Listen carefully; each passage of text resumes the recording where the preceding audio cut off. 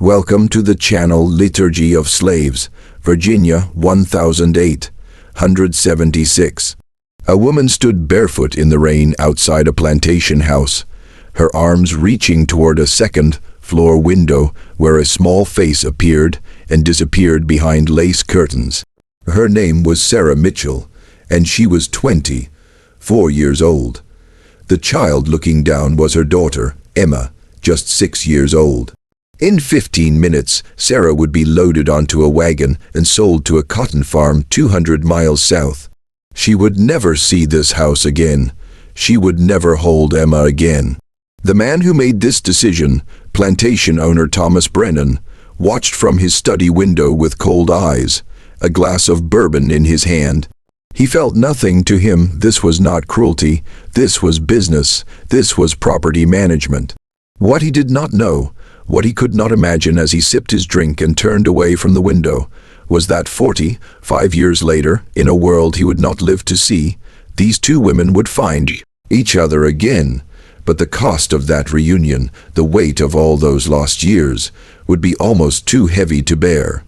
Before we continue this story, don't forget to subscribe to the channel and tell us in the comments which city you're watching from. Stories like this must never be forgotten. Let's continue. The Brennan plantation sat on 300 acres in Albemarle County, Virginia, just west of Charlottesville. The main house had been built in 1842. White columns gleamed in summer sun. Magnolia trees lined the drive. From the road, it looked like something from a painting, beautiful, peaceful, a place where nothing bad could happen. But beauty can hide terrible things. In 1876, 11 years after the Civil War ended, 11 years after the 13th Amendment supposedly freed 4 million people, the Brennan plantation still operated as if the war had never happened. Thomas Brennan, 52 years old, with a thick gray beard and expensive suits from Richmond, had found ways around the new laws. Sharecropping contracts that trapped families in endless debt, wages that were never quite paid, threats and violence when threats were not enough. He called the people who worked his land employees. He called their cabins housing. He called himself a businessman. But everyone knew what he really was. Sarah Mitchell had been born on this land in 1852. Her mother died when Sarah was 12. Her father she never knew. Thomas Brennan owned her childhood, her youth, her body, her labor. When she was 18, she had Emma. The father was a young man from a neighboring farm, but he disappeared before Emma was born, sold away or run off. Sarah never learned which, so it was just the two of them, mother and daughter. Sarah worked the tobacco fields from dawn until dark. And when she came back to the cabin, Emma would be waiting, small arms ready to wrap around her neck. Those moments made everything else bearable, but Thomas Brennan noticed how much Sarah loved that child. And he needed money. Cotton prices were rising in Georgia. A woman alone, young and strong, would bring a good price. A child would lower that price, so he decided to separate them. The morning it happened was an ordinary September morning, cool air, mist rising from the fields. Sarah woke before dawn like always, started a fire in the small stove, heated water for washing. Emma still slept on the narrow bed they shared, her breath soft and even. 6 years old, old enough to remember. That was what scared Sarah most. If Emma had been younger, maybe she would forget. Maybe forgetting would be a mercy, but 6 was old enough to remember everything. Sarah watched her daughter sleep and felt something break inside her chest. She had heard rumors for weeks. Other women in the cabins had warned her. They knew how Thomas Brennan thought. They had seen him watching Sarah, calculating. One woman, Alice, 40 years old with gray in her hair, had pulled Sarah aside 3 days earlier. "You need to run," Alice had whispered. "Take that baby and go north tonight. Don't wait." But Sarah had nowhere to go. No money, no family beyond this place. The roads were dangerous for a black woman and child alone. She had heard stories about what happened to runaways. Even now, even with slavery supposedly over, kidnapped, killed, worse, she was trapped between impossible choices. So she stayed and she hoped. Hope was all she had left, but hope was not enough. Thomas Brennan sent 2 men to the cabin around mid-morning. Sarah was in the main house kitchen scrubbing pots when she heard Emma screaming. She dropped everything and ran. By the time she reached the cabin, the men had Emma by the arms, dragging her toward the big house. The child was fighting, kicking, crying for her mama. Sarah tried to pull her back. One of the men, a white overseer named Dutch, shoved Sarah hard. She fell into the dirt. "Don't make this harder," Dutch said. His voice was flat. He had done this before. Sarah got up. She reached for Emma again. This time Dutch hit her, not with his fist, but with the back of his hand, hard enough to split her lip. Blood filled her mouth. Emma screamed louder. The other man, younger, looked uncomfortable, but said nothing. They carried Emma inside the main house. Sarah tried to follow, but Dutch blocked the door.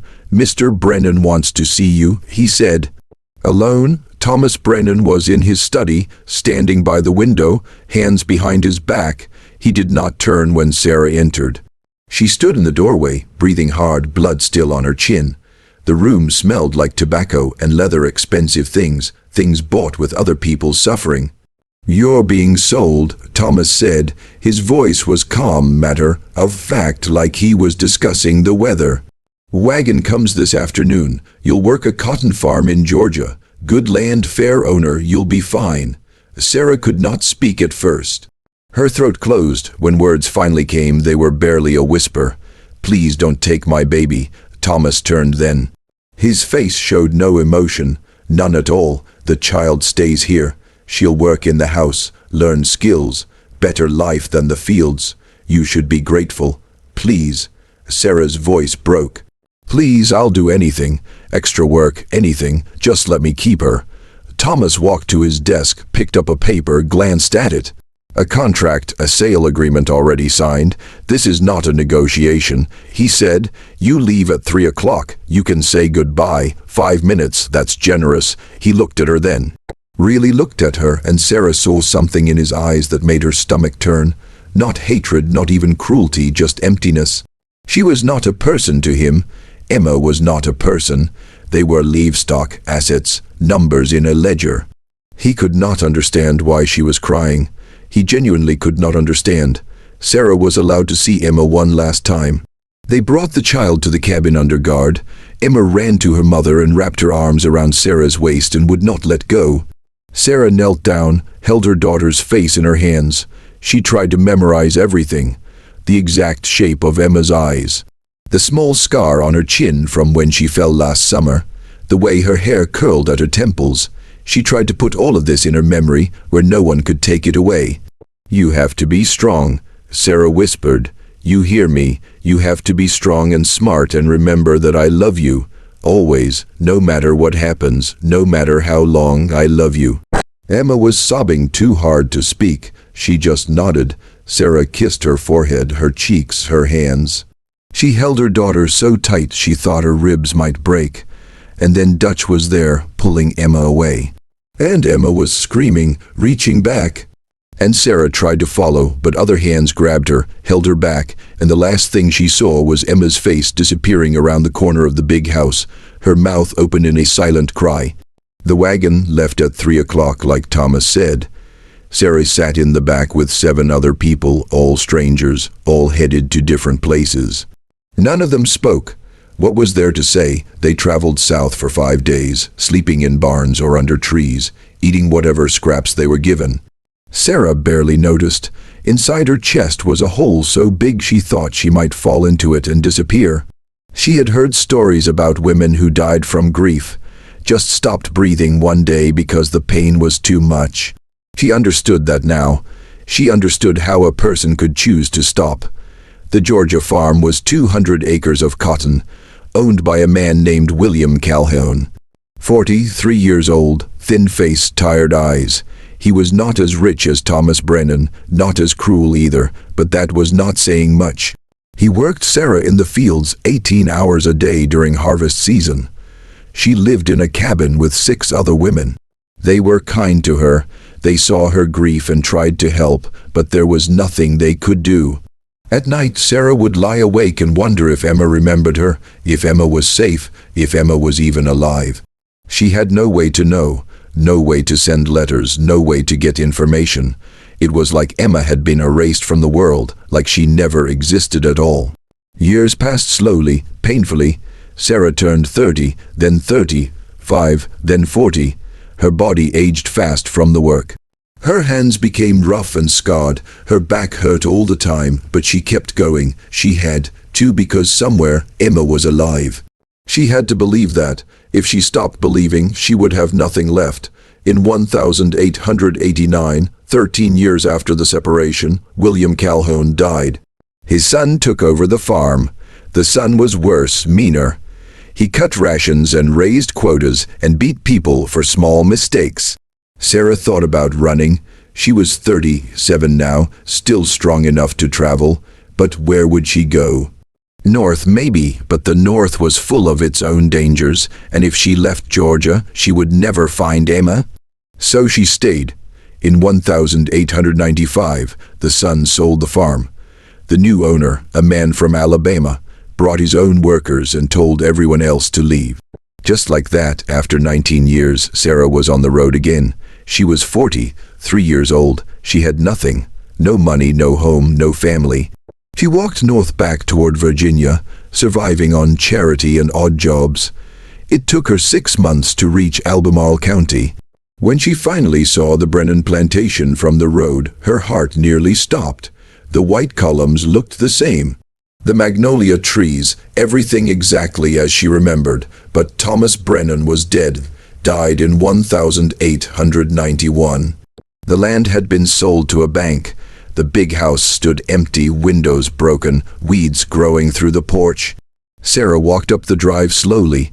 She looked for Emma, asked people in town. No one knew or no one would say. She learned that after Thomas died, the house staff had been scattered. Some went north, some stayed local.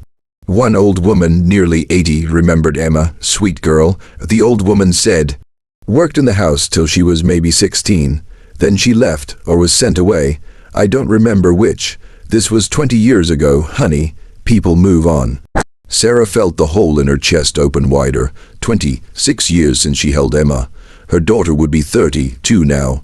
A grown woman, maybe married, maybe with children of her own, maybe dead. Sarah had no way to know. She stayed in Albemarle County for 3 years, working as a laundress, asking questions, following dead ends. Nothing. In 1898, she moved to Richmond. Better opportunities in the city, more work, more people. Maybe someone would know something. She found a room in a boarding house on Clay Street. Worked for white families, washing clothes, cleaning houses. She was 46 years old and her body felt 70. Every morning she woke up and thought about Emma.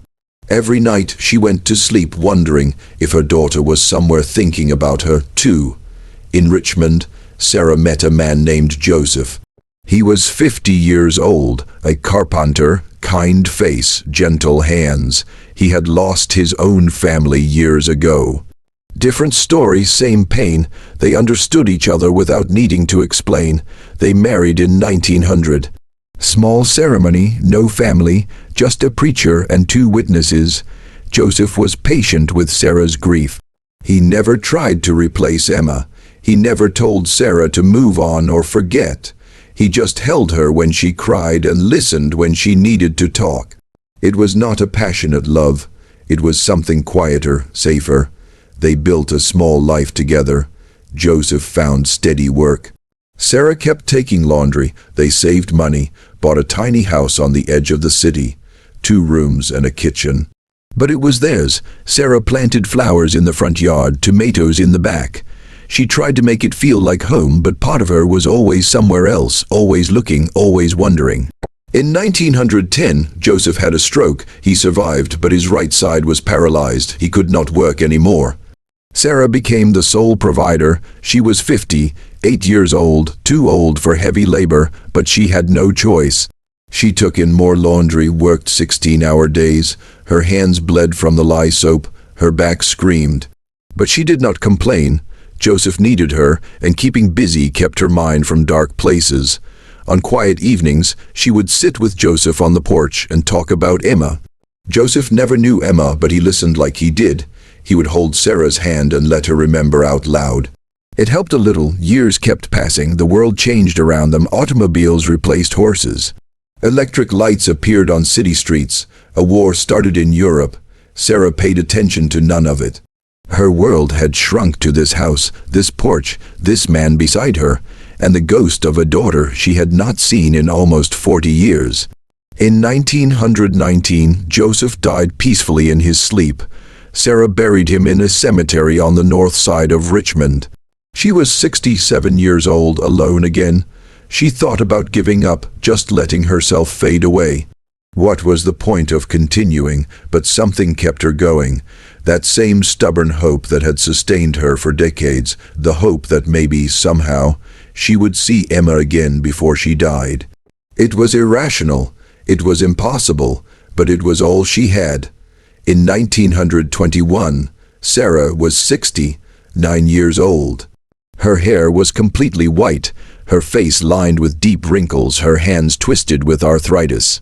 She could barely work anymore, but she still took in small jobs when she could, mending, sewing, anything to keep herself fed.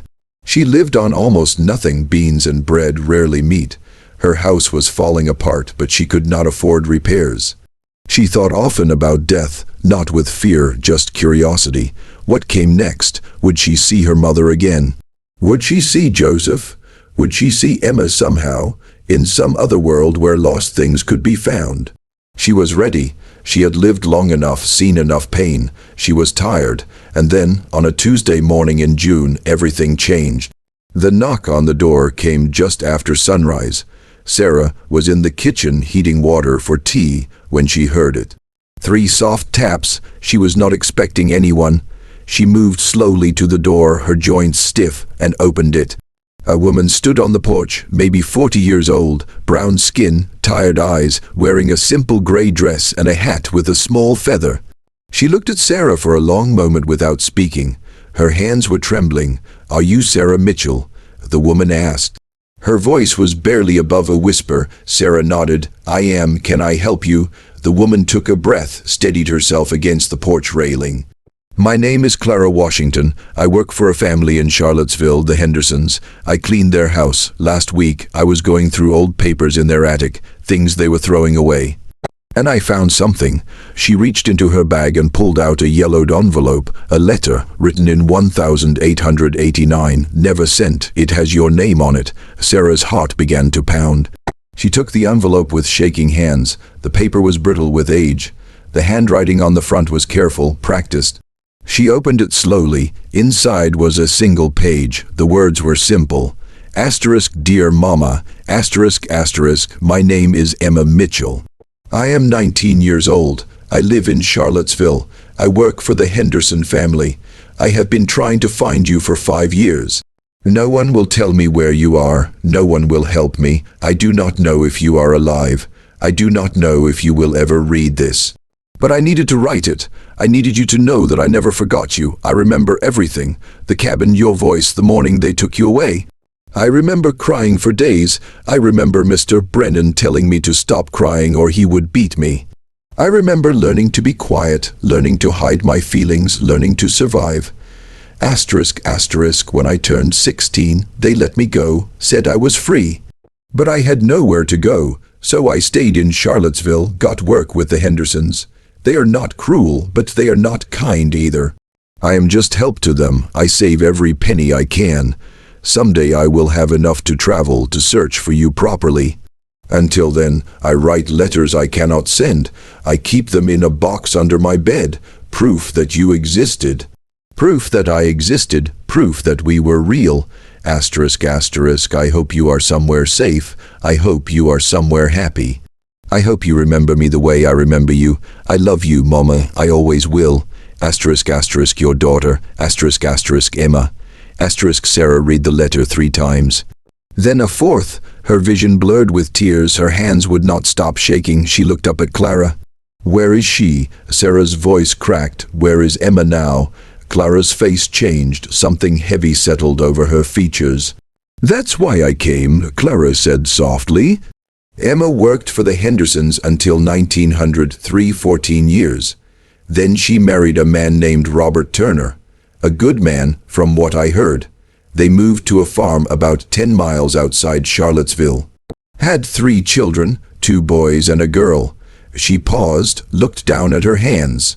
"Mrs. Turner, Emma, she still lives there, but Mr. Turner died 3 years ago, farming accident. She runs the place alone now with her sons. It's not easy, the farm is struggling, but she's still there." Sarah could not breathe, could not think. 45 years, 45 years of wondering, of searching, of hoping. And Emma was alive. Emma had children. Emma was 10 miles outside Charlottesville all this time. Why didn't she keep looking? Sarah asked. The question came out harsher than she intended. Clara's expression was pained. "She did for years, but trails go cold. People disappear. After a while, I think she thought you were gone. Dead, maybe. It's hard to keep hoping when you never get answers." Sarah understood. She had almost given up hope herself so many times.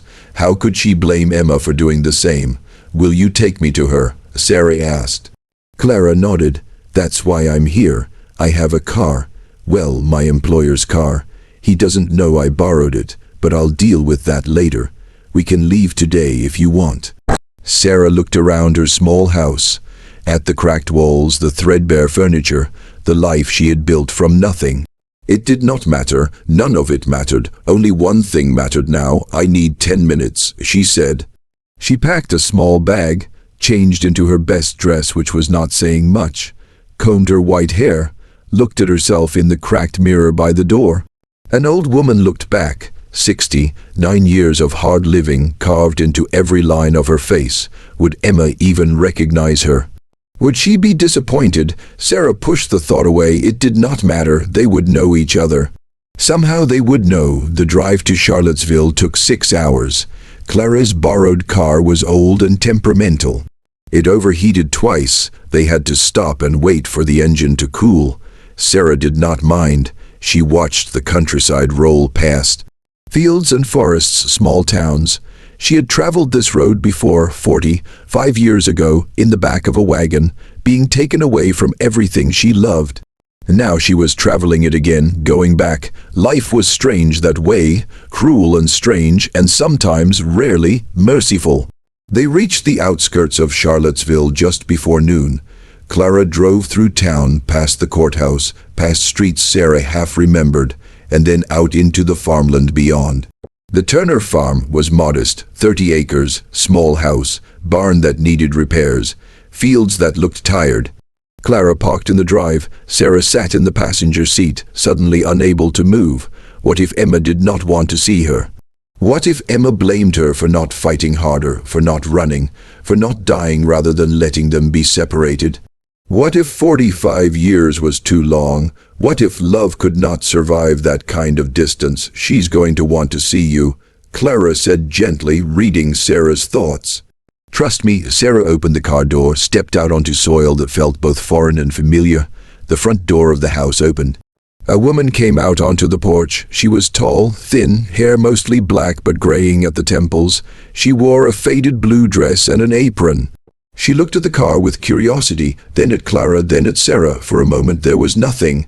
No recognition. Then something shifted in the woman's face. Her hand went to her mouth. Her eyes went wide.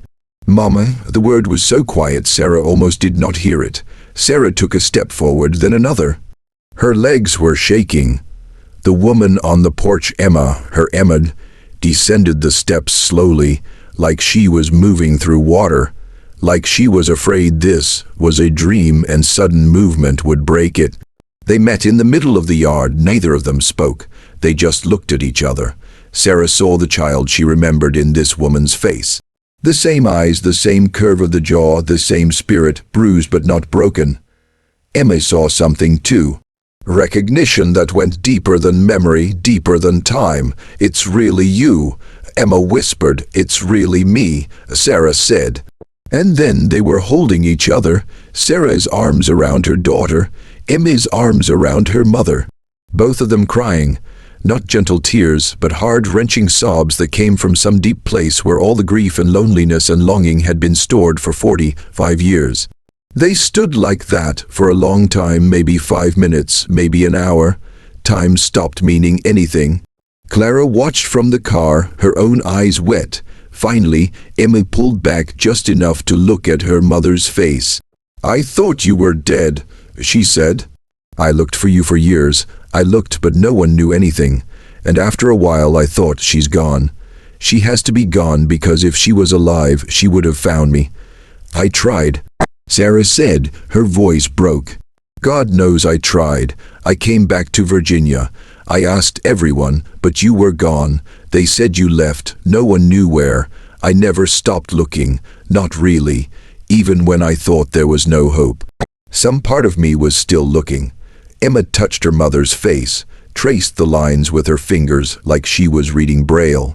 "You're so old," she said. "Not cruel, just stating fact, mourning the time they lost." "I'm 69, Sarah said. "You're 51, we're both old now."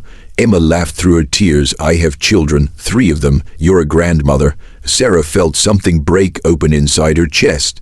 Not the painful breaking of separation, but the breaking of a dam, joy flooding through. "I want to meet them. They're in the fields," Emma said. "Working, but they'll be back for lunch. Come inside, please. We have so much to talk about." The house was small but clean. Simple furniture, photographs on the walls. Emma made tea and they sat at the kitchen table. And for a while they just looked at each other, still not quite believing this was real. Then Emma began to talk.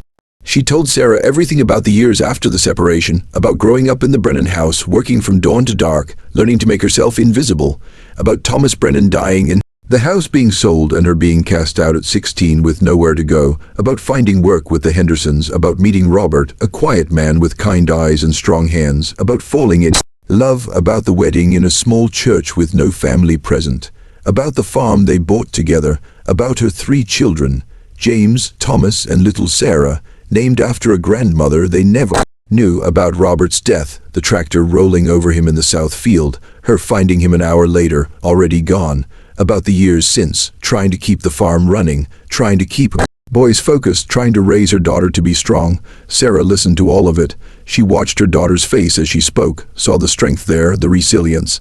Emma had survived, more than survived. She had built a life, a good life. Despite everything, Sarah felt pride and grief in equal measure. Pride that her daughter was this strong, grief that she had missed all of it, every important moment, every milestone. She had missed her daughter's entire life. "I'm sorry I wasn't there," Sarah said when Emma finished. "For any of it, for your wedding, for your babies being born, for when Robert died. I'm sorry." Emma reached across the table and took her mother's hands. "It wasn't your fault," she said firmly. "None of it was your fault. You didn't choose to leave. You didn't choose any of this. Thomas Brennan made that choice. He stole 45 years from us, but he doesn't get to steal this. We have now, however much time is left, we have that." Around 1 o'clock, Emma's children came in from the fields. James was 28, Thomas was 25, little Sarah was 18. They stared at this old woman in their kitchen, confused, until Emma explained, "This is my mother, your grandmother. We haven't seen each other in 45 years. The children did not know what to say. How do you respond to something like that? But they were kind. They shook Sarah's hand, welcomed her, asked questions. Sarah answered as best she could. She told them about the plantation, about the separation, about the years searching. She did not make it dramatic. She just told the truth, simple and plain. The children listened with wide eyes. When she finished, James, the oldest, spoke. "You can stay here," he said. "If you want, we have room, not much, but enough." Sarah looked at Emma. Emma nodded. "Please stay," Emma said. "I just got you back. I'm not ready to let you go again." Sarah stayed. She moved into the small room off the kitchen that Emma had been using for storage. They cleaned it out together, mother and daughter working side by side, talking and laughing, and sometimes crying for no reason except that they could. Sarah sold her house in Richmond. It did not bring much money, but enough to help with the farm. She gave it all to Emma, insisted. Emma tried to refuse, but Sarah would not hear it. What was money compared to this, compared to being with her daughter, compared to having a family again? The days developed a rhythm. Sarah woke early, made breakfast while Emma tended the chickens. The boys worked the fields. Young Sarah helped with the house and the garden. In the evenings, they sat on the porch and talked. Emma told stories about Robert, about the early days of the farm, about her children when they were small. Sarah told stories, too, about the plantation, about Joseph, about her life in Richmond, about the years of searching. They filled in the gaps, 5 years of gaps. It would take more than a few months. It would take the rest of their lives. But they had time now, not a lot, but some, and they would use every minute. One evening in August, Sarah and Emma sat on the porch after everyone else had gone to bed. The air was warm. Crickets sang in the darkness. They sat in silence for a while, comfortable. No need for words. Finally, Emma spoke. "Do you ever wonder what it would have been like," she asked, "if we hadn't been separated? If we'd had a normal life?" Sarah thought about it. "Every day," she said. "But I try not to dwell on it. Dwelling on what could have been just makes you bitter. We have what we have. It's not what we deserved, not even close, but it's something. It's more than nothing." Emma nodded. "I used to be so angry for years. I was angry at Thomas Brennan, at the world, at God, at you sometimes, which wasn't fair, but I couldn't help it. But the anger just ate me up inside. It didn't change anything, didn't bring you back, so I let it go, or tried to. Some days were easier than others. I was angry too," Sarah said. "Still am sometimes, but I learned that anger is just grief with nowhere to go, and grief is just love with no place to put it. So I put my love here with you, with your children, with this life we have now. It's not much, but it's ours." They sat a while longer. The moon rose over the fields. In the distance, an owl called. Sarah reached over and took Emma's hand. Emma squeezed back. They did not need to say anything else. Everything that mattered had already been said. Sarah lived on the farm for 3 more years. She died in her sleep on a cold January morning in 1924, just 2 weeks before her 72nd birthday. Emma found her in the small room off the kitchen, peaceful, her face relaxed, no pain in her features. Emma sat beside the body for a long time, holding her mother's hand, not crying yet, just being present. 3 years, after 5 years apart, they had gotten 3 years together. It was not enough. It would never be enough, but it was more than Emma thought she would ever have, more than either of them had any right to hope for. They buried Sarah in the family plot on the east side of the property, next to where Robert lay. Emma planted roses over the grave. In spring, they bloomed deep red, almost the color of blood. Emma visited every day, sometimes twice a day, and talked to her mother the way she had when Sarah was alive. She told her about the children, about the farm, about small victories and everyday struggles. She told her mother she loved her. She said it over and over, like she was trying to make up for all the years she could not say it. Like 3 years of asterisk, I love you asterisk, could somehow balance 5 years of silence. The farm survived. Emma's sons grew into strong men. Her daughter married a good man and moved to Richmond. Emma grew old. Her hair went completely white. Her hands became gnarled like her mother's had been. But she never forgot. How could she forget? Every morning when she woke, she thought about the mother she lost and found and lost again. Every evening when she sat on the porch, she felt Sarah's presence beside her, invisible but real. Some losses are so deep, they become part of who you are. Some absences never fully fill, even when the person returns. But some love is strong enough to survive anything, even 5 years, even death. That love remains quiet and permanent, like seeds buried in dark soil, waiting for spring. Thanks for watching.